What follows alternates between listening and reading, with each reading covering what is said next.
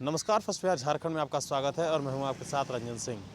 लगातार जो है बिहार में क्राइम बढ़ रहा है, जिसको लेकर विपक्ष लगातार जो है वो भी सवाल खड़े कर रहे हैं सरकार के पर। लेकिन इन तमाम मुद्दों पर हमारे साथ आज चर्चा करने के लिए हम के राष्ट्रीय प्रवक्ता दानिश रिजवान जी हैं। हम उनसे जानते हैं कि लगातार जो है वो विपक्ष के द्वारा सवाल उठाया जा रहा है सर कि बिहार में जो कानून व्यवस्था है वो गड़बड़ा गया। देखिए, सवाल उठाने वाले जो नेता हैं वो दिल्ली में बैठ के ट्वीट करते हैं।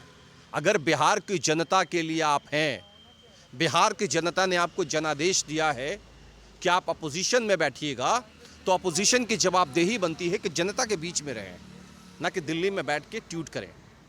और मैं आपके माध्यम से नेता प्रतिपक्ष से अनुरोध कर रहा हूं, विनती कर रहा हूं कि अगर सही मायने में आप सूबे को अपराध मुक्त बनाना चाहते हैं तो सबसे पहले अपने दल के नेताओं, अपने दल के कार्यकर्ताओं, अपने अलायंस पार्टीज़ के नेताओं और कार्यकर्ताओं को समझाएं कि आपराधिक वारदात में शामिल मत हों।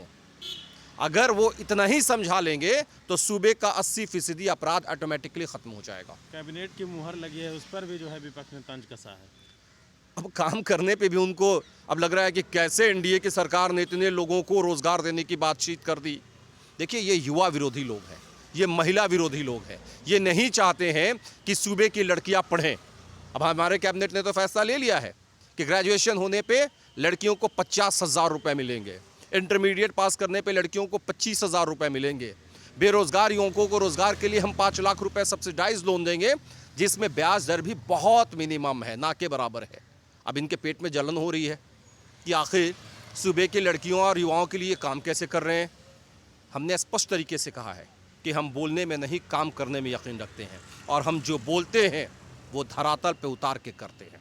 क्या लग रहा है कि इस बार जो 15 साल में जो सरकार नीतीश कुमार जो थे और अब कहीं ना कहीं भाजपा से डाउन हो रहे, लग रहा है ऐसा? देखिए, कहीं कोई किसी का परिवार है, एनडीए एक परिवार है, और एक परिवार में कोई ना किसी को आपसे बड़ा होता है, ना कोई छोटा होता है, ना कोई किसी को दबाता है, ना कोई किसी को उठाता है। सब एक दूसरे को सहयोग करके परिवार को आगे बढ़ाते हैं। पहले जिस तरीके से नीतीश कुमार का जो वर्चस्व था, कहीं ना कहीं वो अब कम दिख रहा है, क्योंकि जिस तरीके से कैबिनेट की विस्तार होना था तो इसका जो निर्णय है वो मुख्यमंत्री के द्वारा लिया जाता है। लेकिन उन्होंने साफ तौर पे कहा है कि भाजपा की तरफ से अभी तक कोई प्रस्ताव नहीं आया। नहीं, देखिए, एक चीज़ है, जब अलायंस की आप सरकार चलाते हैं, ये पहला ऐसा मौका नहीं है। हमेशा यही देखने को परिपाटी रही है कि जब आप अलायंस की सरकार कर चलाते हैं तो तमाम राजनीतिक दल जो आपके गठबंधन में होते हैं उनसे बातचीत करके ही कैबिनेट पर फैसला लेते हैं। वही हो रहा है, इसमें नया कुछ नहीं है। लेकिन हाँ, अपोजिशन के द्वारा बखेड़ा ज़रूर खड़ा किया जा रहा है, जिसकी जितनी निंदा की जाए कम है। सरकार हम चला रहे हैं, मजबूती के साथ चला रहे हैं, और जन आकांक्षाओं के जो फैसले हैं उनको हम अपने कैबिनेट से लागू कर रहे हैं। भाजपा तो ने यह कहा है कि जो यह निर्णय है कैबिनेट विस्तार का, वो जो है मुख्यमंत्री को लेना है। बेशक नहीं मुख्यमंत्री को लेना है, लेकिन अगर घर में 4 भाई होते हैं और एक भाई को ज़्यादा फैसिलिटी मिले तो कम से कम उनसे पूछ तो लें कि और किसी लोगों को एडजस्ट करना है कि नहीं। वो काम चल रहा है, हम परिवार के तहत पार्टी चला रहे हैं, गठबंधन चला रहे हैं और सूबे को चला रहे हैं। 5 साल सरकार चलेगी पूरी मजबूती के साथ, जनता के आकांक्षाओं पे खड़ी उतरते हुए ये सरकार चलेगी, और जन भावनाओं का ध्यान रखते हुए हम वो तमाम फैसले लेंगे। जीतन राम मांझी ने कल जो है तेजस्वी यादव को युवा नेता कहा और पुत्र कहा, जिसको लेकर थोड़ी बहुत सियासत तेज हो गई है। देखिए, लालू प्रसाद यादव जी जब जीतन राम मांझी जी के भाई हुए तो वो पुत्री होंगे ना, युवा नेता है। तो उन्होंने स्पष्ट तरीके से कहा है कि युवा नेता, पुत्र समान युवा नेता, बेटा समान ही हैं, तो क्या बोलेंगे।